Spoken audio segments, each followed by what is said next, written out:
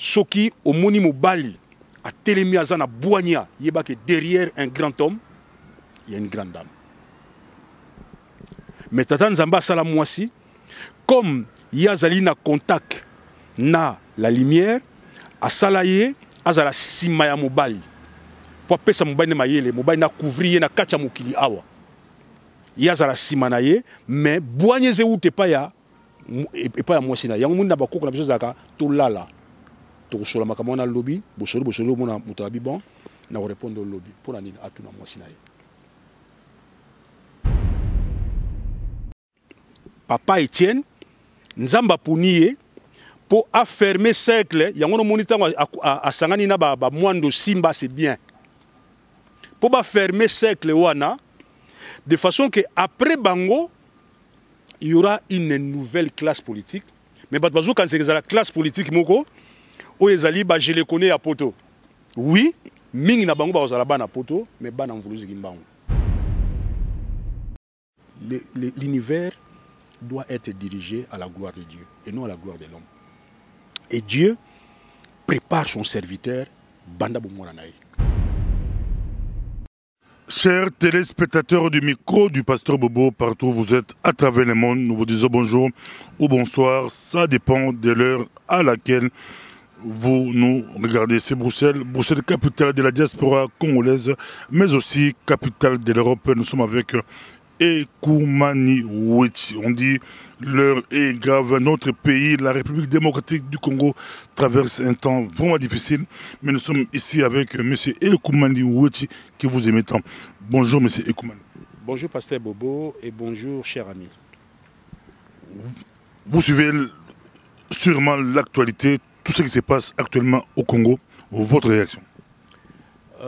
Pasteur Bobo, vous savez, je suis malade normalement, j'ai une embolie pulmonaire bilatérale, c'est-à-dire c'est un caillou qui a traversé au niveau des poumons et ça m'a étouffé de l'intérieur, j'ai été hospitalisé.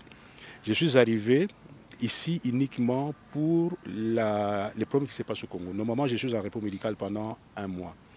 Ce qui se passe au Congo, moi je vais l'aborder sous un autre angle, mes frères et sœurs. Vous savez, notre pays a une mission prophétique. Beaucoup de gens disent que notre pays a une mission prophétique, mais ils ne réalisent pas vraiment la portée du Congo dans le monde. Parce que la première civilisation mondiale, à l'aube de l'humanité, a commencé en Afrique centrale chez nous. Eh bien, le cercle va se refermer chez nous.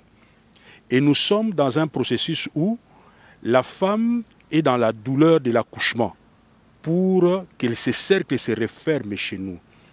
Et vous allez vous rappeler, aujourd'hui je vais vous rappeler une prophétie très importante de Vourouz Kimbangu qui disait, il disait le 10 septembre 1921, il disait ceci, il disait, dans l'époque du deuxième président, beaucoup de vos fils vont partir à l'étranger, beaucoup ils vont étudier la langue des Blancs, ils vont même oublier leur propre langue. Mais à l'époque de ces jeunes gens-là, c'est alors que Dieu va visiter le Congo. Et nous aurons une indépendance spirituelle qui va nous amener à une aisance matérielle, une aisance économique. Et nous sommes en train d'accomplir cette prophétie. Je parle maintenant de cette prophétie, quelle est la similitude de cette prophétie dans la Bible?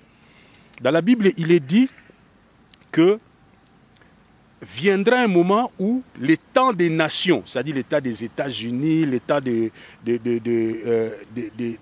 royaumes des Khazars, l'état de l'Europe va terminer et Dieu va revisiter son peuple. Et comme vous le savez, le peuple de Dieu qui a vécu dans l'Antiquité au Moyen-Orient et qui est descendu jusqu'en Afrique centrale pour rebâtir une troisième civilisation majeure, c'est nous autres. Donc ce qui se passe au Congo, c'est l'enfantement, c'est les douleurs de l'enfantement du règne de 1000 ans, du règne de Kwatulendo, règne christique.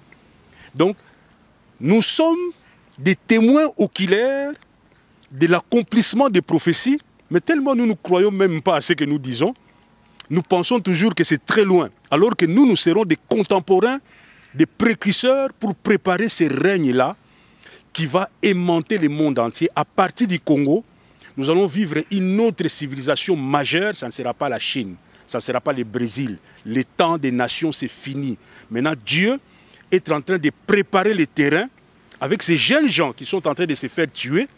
Mais ces jeunes gens sont en train de préparer le terrain pour nous tracer une civilisation qui ne peut gouverner le Congo demain. Ça ne sera que des serviteurs de lumière, c'est-à-dire des serviteurs de l'amour, des serviteurs de la justice, des serviteurs de la pureté, des gens qui sont réconciliés avec le Saint-Esprit, Mwanda Velela, Vidi Mukulu, et des gens qui vivent selon la Maat, c'est-à-dire selon les lois de Dieu. Voilà ce qui se passe au Congo. Moi, je suis en train de vous faire voir ça sous l'angle prophétique. C'est l'accomplissement de quelque chose qui va révolutionner toute la planète entière et les Blancs le savent. Voilà pourquoi ils ont encerclé le Congo pour que rien ne se fasse au Congo. Mais ça sera la main du Très-Haut, cette pierre qui vient du ciel, qui va préparer tout, qui est en train de monter les hommes et les femmes de bonne volonté pour que nous puissions accoucher de la troisième civilisation qui va révolutionner le monde, parce que le Congo, c'est un cas à part. Le Congo, c'est le peuple de Dieu. C'est le peuple qui va montrer au monde que la civilisation qui est basée sur l'accumulation des richesses, c'est une civilisation qui ne vaut rien. Nous ne sommes pas venus sur terre pour avoir des maisons, pour accumuler les richesses. Nous sommes venus sur terre pour devenir des serviteurs de Dieu. C'est-à-dire préparer notre cœur à vivre selon l'amour, à vivre selon la justice. Mais il est évident que quand nous vivons dans cette terre, nous devons avoir aussi des moyens pour vivre. Mais ce n'est pas ça la finalité de la civilisation comme l'ont élaboré les Européens. Nous, notre finalité de la civilisation, Mutu Akoma Christos. C'est-à-dire un homme spirituel. Un homme qui est réconcilié avec la nature, avec Dieu, et qui vit selon les lois de Dieu. Et pendant un temps, nous avons vécu comme ça, nous avons fait une première civilisation, une deuxième civilisation, mais nous avons échoué à l'époque de l'Égypte, et nous avons fait une exode difficile, des années, 4000 ans d'exode, où nous étions dans l'errance, pendant que les nations ont bâti une civilisation à la gloire de l'homme. Le temps des nations touche à sa fin. Maintenant, nous sommes dans les temps où nous allons préparer la vraie Église. L'Église de Dieu véritable, c'est le règne des 1000 ans. Et comme on le suit, c'est toujours dans... le pays traverse un temps vraiment très très difficile. Aujourd'hui, votre message, c'est par rapport aux femmes. Parmi les victimes, il y a aussi beaucoup de femmes au Congo. Vous parlez des femmes... un pays où les femmes ne sont pas respectées, que ce soit à l'est du pays, que ce soit dans nos prisons. J'ai eu même, on a écouté un témoignage d'un médecin qui a été arrêté à la prison de Makala, un médecin qui vivait ici en Europe. Il a témoigné comment on faisait danser à Makala les femmes nues. Basi mitakala, bazo bini sabango na Makala. À Makala, un médecin qui est au pays, qui était en prison, il a vécu ces choses. Il a été révolté, le Congo, la place de la femme. Pasteur Bobo, donnez-moi un peu du temps parce que la féminité est très mal comprise. Très très mal compris. Je n'ai jamais assisté à un discours sur cette terre des hommes où les gens comprennent la féminité. Ce que est devenue la femme aujourd'hui, c'est un avilissement sans pareil. Même la femme s'ignore. Mais tellement nous avons vécu pendant des années dans une compréhension abracadabra de la femme, nous avons perdu que la femme c'est notre aînée dans la création. Je vais vous parler un peu de la cosmogonie bantou, de la place de la femme dans la société. Parce que pour que nous puissions sortir de la situation où nous sommes actuellement, il faut que la femme se relève. Si la femme ne se relève pas et ne retrouve pas sa place, nous sommes perdus. C'est comme ça que je suis avec attention soutenu vos interviews avec maman Justine Kassavoubou. Je les suis parce que cette femme, je la regarde. Je la regarde pour voir où est-ce qu'on peut aller avec elle pour le Congo de demain. Ces positions me plaisent beaucoup. La femme, c'est l'aide. Vous savez, malheureusement, l'aide aujourd'hui est compris dans le sens non, non, non. Dans les termes qu'on emploie dans l'hébreu, dans ces versets, on dit Ezer. Ezer, pour ceux qui connaissent l'hébreu, moi je fais la théologie, Ezer signifie comme Dieu aide. Je vais t'aider, je vais te donner une créature semblable à toi, elle sera une aide comme moi. Il n'y a que ces verbes-là, dans toute la Bible, je parle de l'hébreu. Quand je parle de l'hébreu, je parle de la Torah. N'est utilisé que dans deux endroits. Quand Dieu veut aider l'humanité ou quand une femme veut aider un homme. On dit Ezer.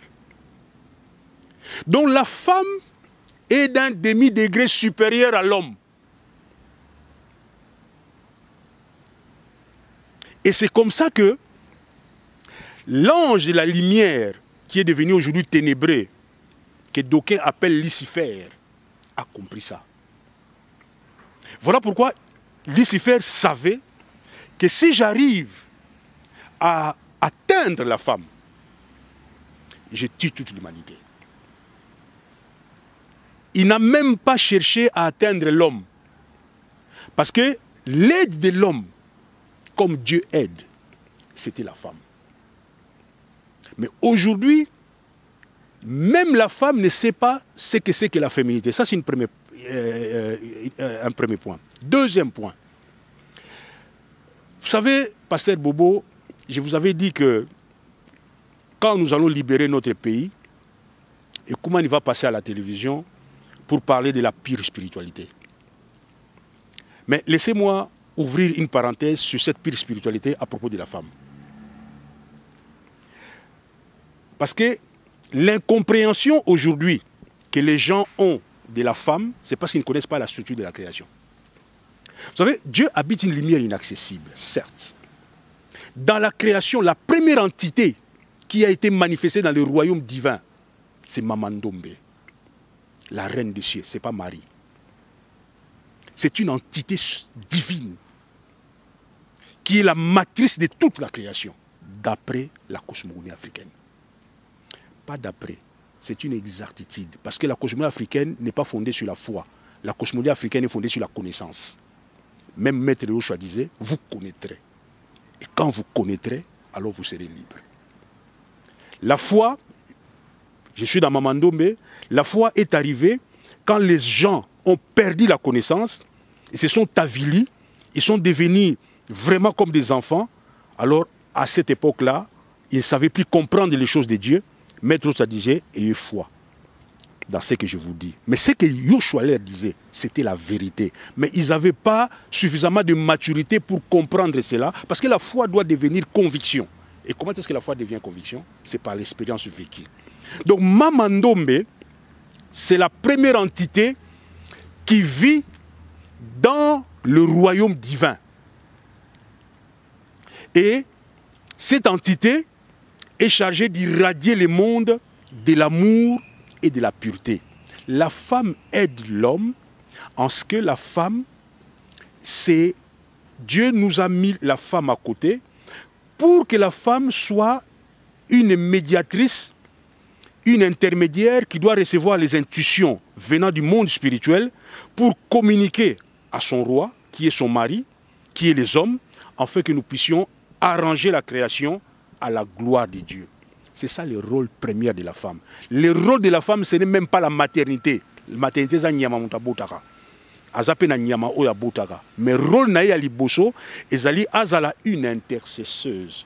Une intercesseuse, c'est-à-dire une personne qui peut être en contact avec la lumière pour que dans chaque situation qui se passe dans un pays, c'est elle qui va dire tala volonté nzambeza boye papa. Batambulaka boye. Mais aujourd'hui, nous avons réduit la femme à la maternité et au sexe. Aujourd'hui, la femme est devenue un objet sexuel. La femme aujourd'hui expose même son corps, je ne vais pas rentrer là-bas parce qu'on parle des situations actuelles du pays. Quand vous voyez la femme, vous avez Michopi. Basuti nate, basuki ya ba India na mutu, amela masanga, amela shimbok, tina mokote.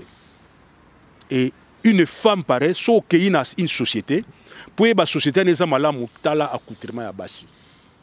Tala ndengi basi bazali, ou la société ana eza malamu, tout ce soit neza malamu te. Basi na beaucoup ko bamelaka masangambi la tena tika au continue, ba on ba lotoko, mbele bamba lotoko te, basi na ba lotoko, ba on ba masangambi la, ba on ba melangote, ba za mekangote, obiki ba ko la basi ba masante.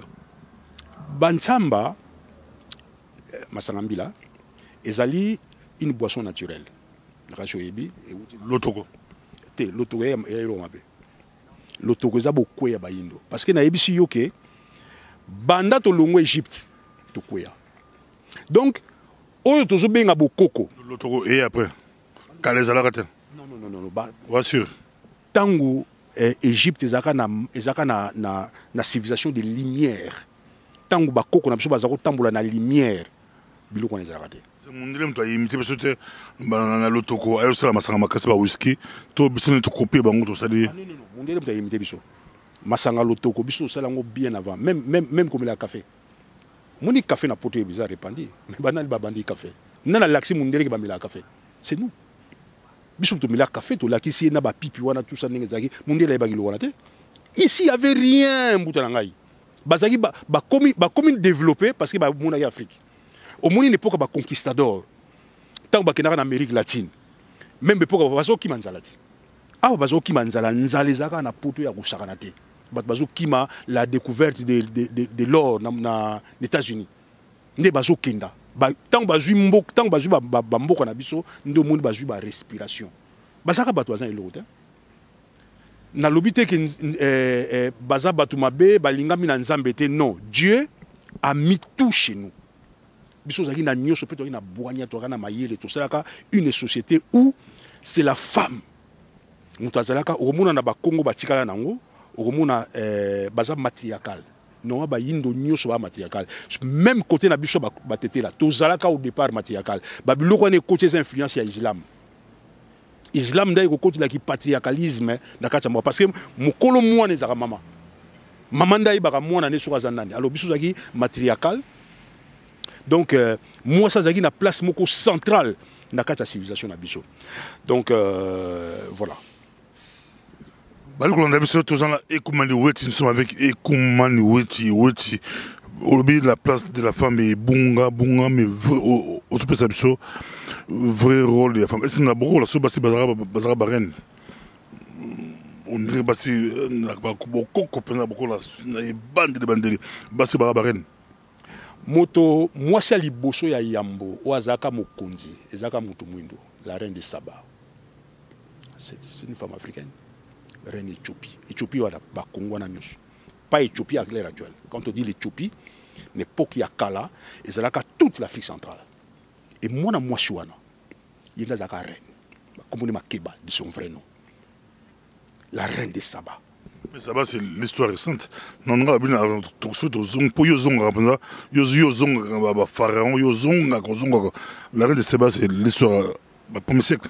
Oui, on a pêché l'histoire parce que bato bayebi en mingi. Bato nyoso bayebi histoire wana. C'est pour dire que ce qui Saba zalaka reine ya Éthiopie. Donc yango mona biso nazotala même mamoyo kasavubu nazotala moi mingi. Parce que moi je suis favorable à ce qu'une femme dirige le Congo. Mais moi si, ou à moi si. Bolim bisanga bandeko, pas ba michopo tozomo na siko. Balata bilamba tinate, baza batomoko, bayebi même beaucoup qu'on a bangote, ba kotina civilisation ba mindele, ba komi ko pesa mibaya na bango ba 500 mètres, ba biloko pamba, ba kotina ba biloko ba poto ezanga tina. Parce que moi si na beaucoup qu'on a biso soki omoni mobali a telemi azana boigna yeba que derrière un grand homme il y a une grande dame.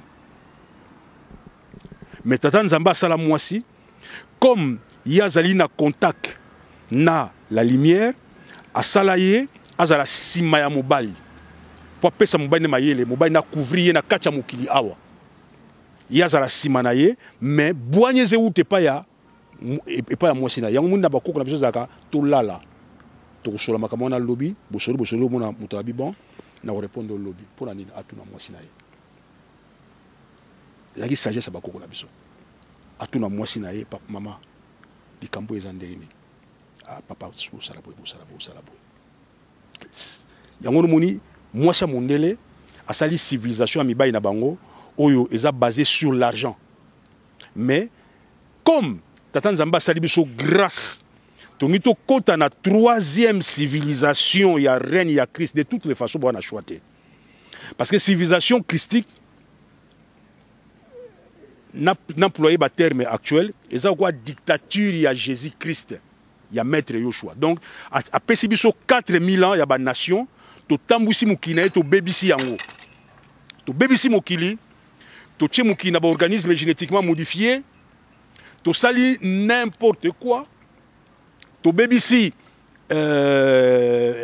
planète na nini comment on appelle ça où ezaki na France bazolo bandeni ya ko tia planète effet de serre matondo tala mi tuko to bebi tuko to sali et bebisi environnement non to sa mi tukate to tamula bakinga na ba ingunduka ya minene ba train ba voiture électrique mais na ba distance amike vélo pourquoi kotamula la distance amike pourquoi to comme dépendant de l'eau que sa nature donc et tout ça nous allons montrer au monde quand un noir est libre comment est-ce qu'il peut gouverner. Je suis en train de paraphraser ici Lumumba quand il disait quand un homme noir est libre parce que Lumumba il kata beaucoup na biso ayebaka beaucoup quoi alors to komi na tango oyo le Congo angaza la précurseur il y a règne il y a 1000 ans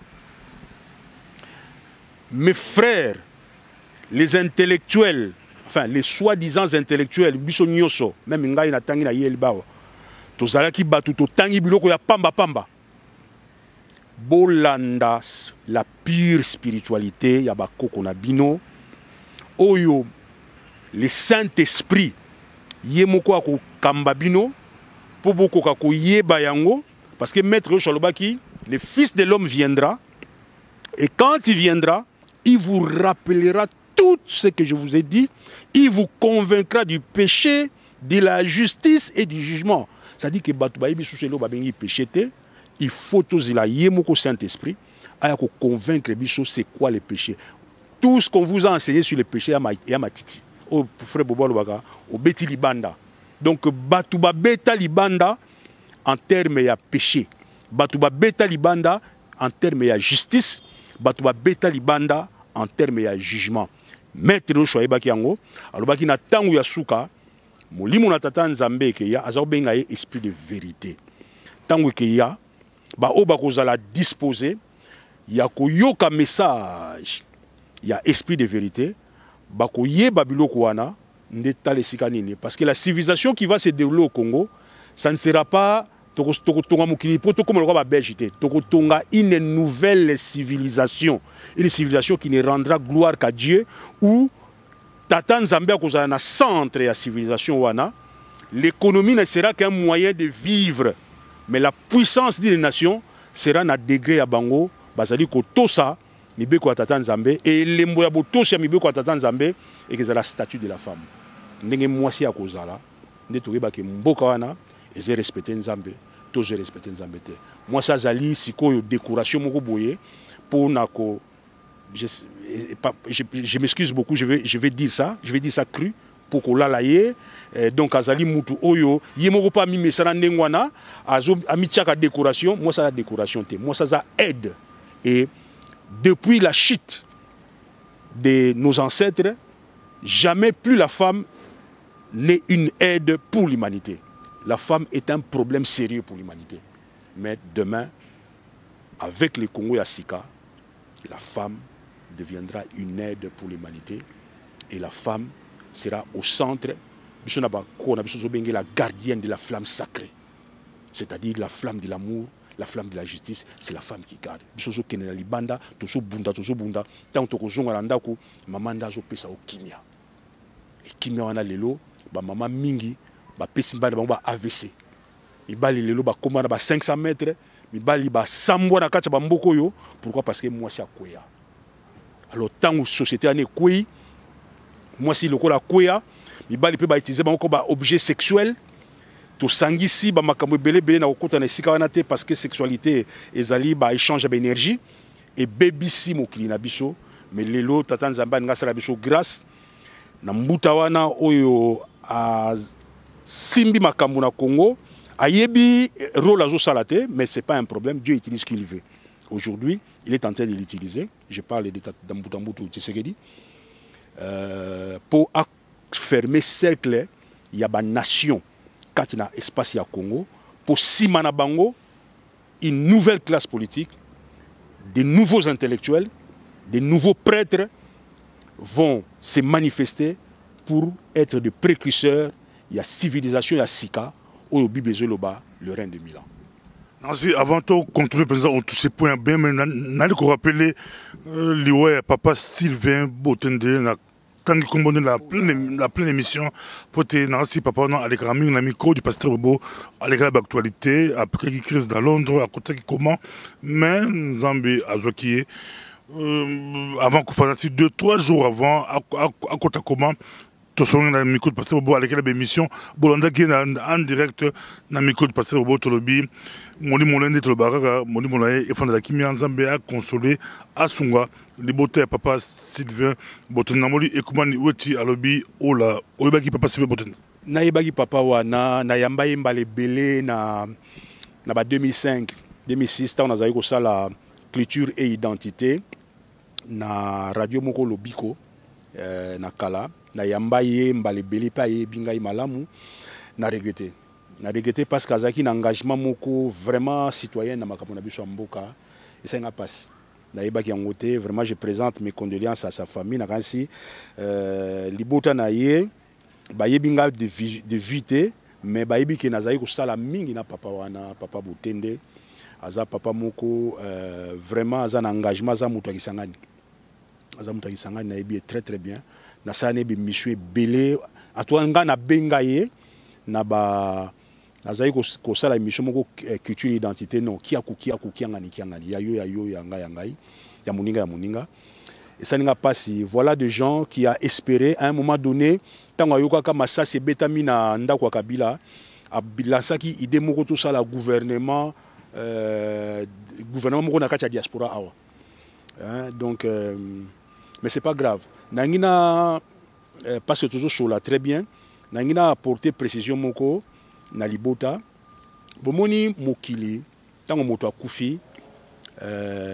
eza passe pas eza séparation parce que alongwe na nzoto moni tozalaka na corps âme et esprit âme eza na mpe corps mais eza corps ya matière mususu et puis noyau esprit ezali intercelle ya volonté ya tata Nzambe kati na biso.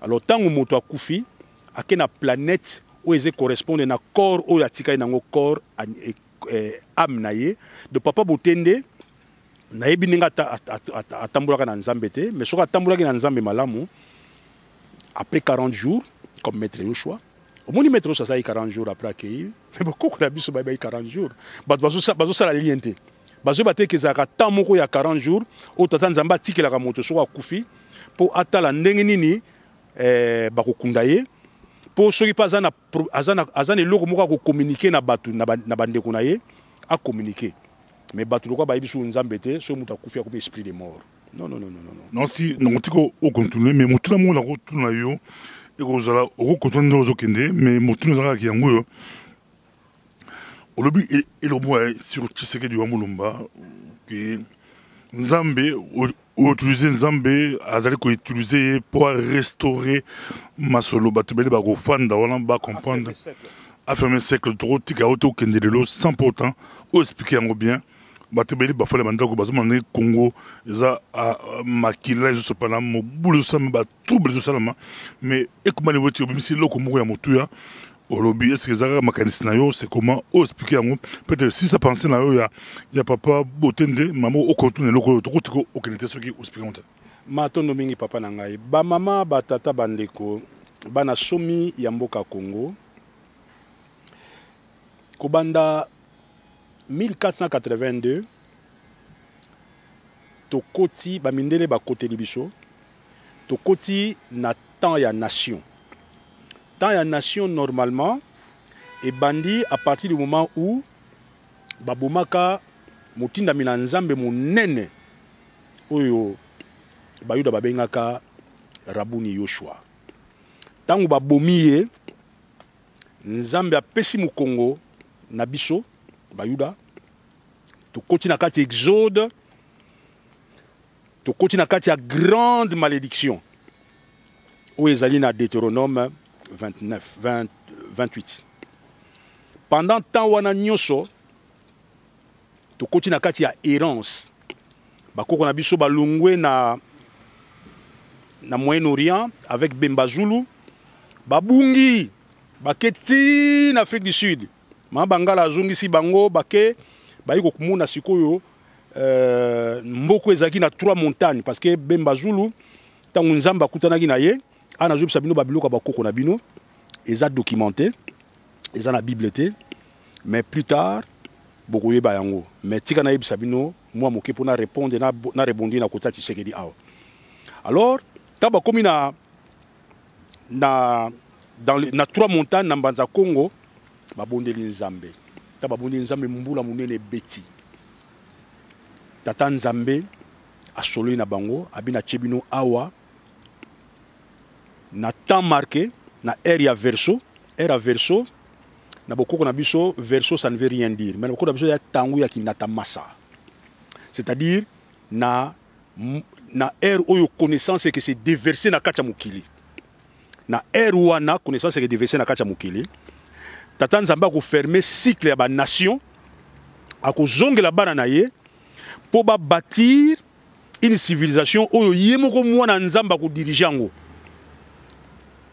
biso na ba bobo biso to vani na Afrique lelo mvuli Zimbango alobaki bano bakei na poto mingi bako kufa mais mingi bako mona début ya civilisation wana na regretter papa Botende il fallait mona eloko wana mais ezali mabongisi tata nzambe mais en tout cas pour nini tata nzamba sepeli biso to na poto bamsu ba na poto ba na ba bourse ba na ndenge na bango to na poto mona ke bato ba yekse biso bo nzambe bazana ngo ba fa quoi ba yebi nzambe te bato donc ezaki mayuya nde bayaka na poto.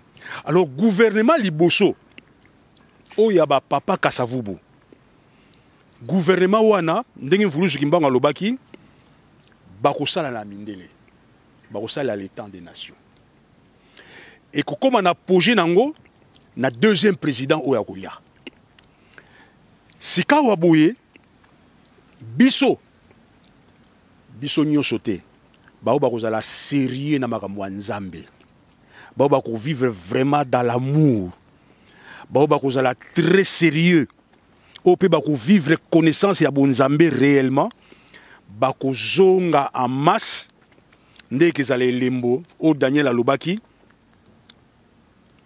arbre wana bakataki pendant 7 ans et que tamboula. Alors Tshisekedi azanani Tshisekedi c'est quelqu'un que Dieu garde en vie pour fermer le cercle. Il y a démocratie à bapaya, il y a bisanza bapaya na kati ya mboka parce que yemoko c'est malheureux à le dire aza parmi bato et bazana kati ya bisanza wana mais il y a eu bonne volonté soka sali musani malamu awa akozwa li pamboli liboso ya tata nzambe yango moni kolo azotika tata wana pour fermer cercle wana c'est-à-dire ko kotsa biso na 3e république parce que tozaka toujours na bozoba 3e république na libandate tozana na 2e république babiloko nyo c'est salami wana ya bakabila exact et loko moko salami namte pour to kota na 3e république oyo le roi divin c'est lui qui va diriger le Congo à cause na esprit à tata nzambe ça sera un serviteur de Dieu.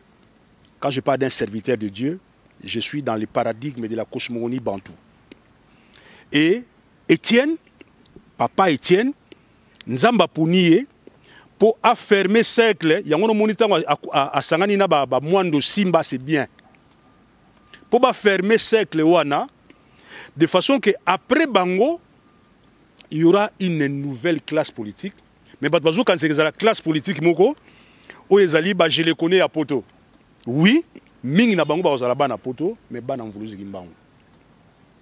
Bano Bayebi, c'est la pire spiritualité. Bano Bayebi, ma belé. Bayebi li bangé zanini. Bayebi mo pepe zanini. Bayebi structure ya création. Bayebi moutoaza nani. Bana wana parmi bango nzamba kopona moko oyo politique ezala sous-souté très attirant. Politique ezala un apostolat. Un apostolat ningala passé bobo apostolat ningala zanini. Donc Thomas ou qui Thomas moto azala etinda. Azan etinda. C'est-à-dire que eza pona richesse. C'est vraiment un apostolat et ne peut gouverner le Congo que celui qui est, je pèse mes mots maintenant, un initié.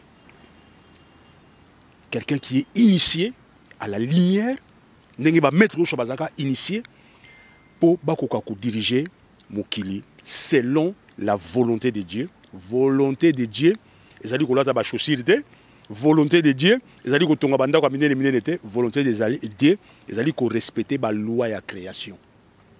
C'est ça la volonté de Dieu. C'est le respect des lois et la création.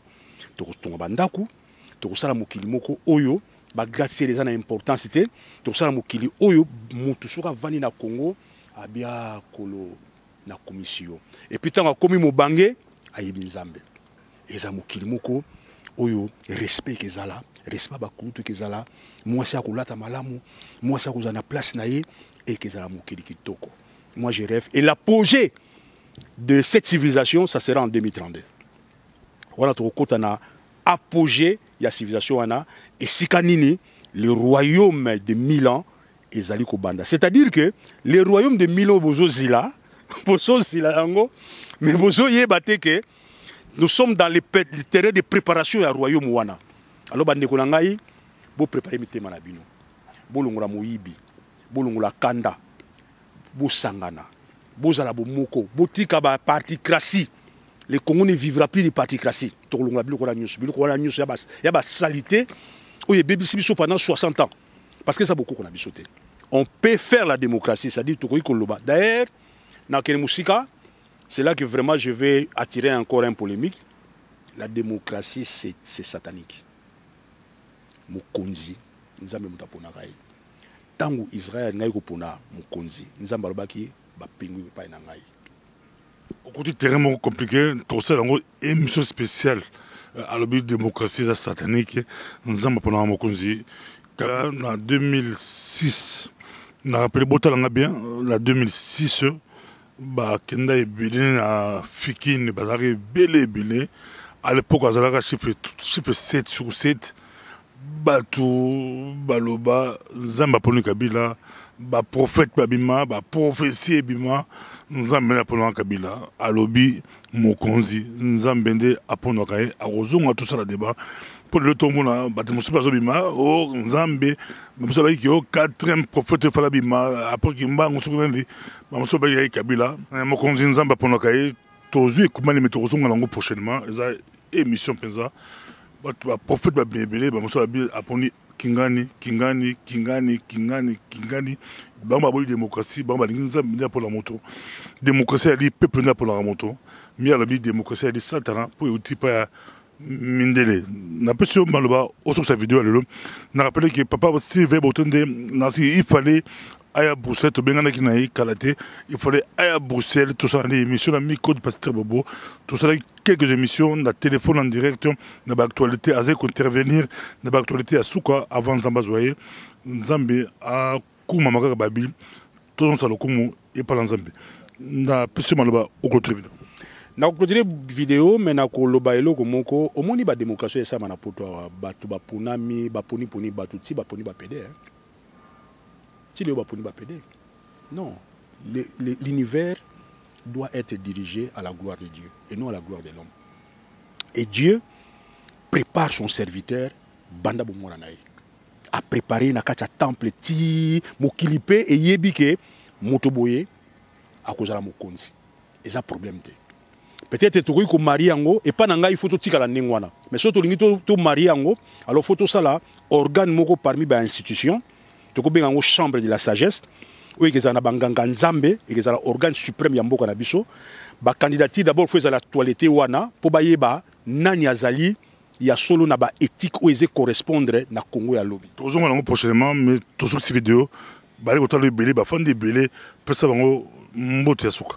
Matondo mingi na ko conclure en disant que la sagesse de Dieu a bâti l'univers, son amour les conserve et sa justice les gouverne.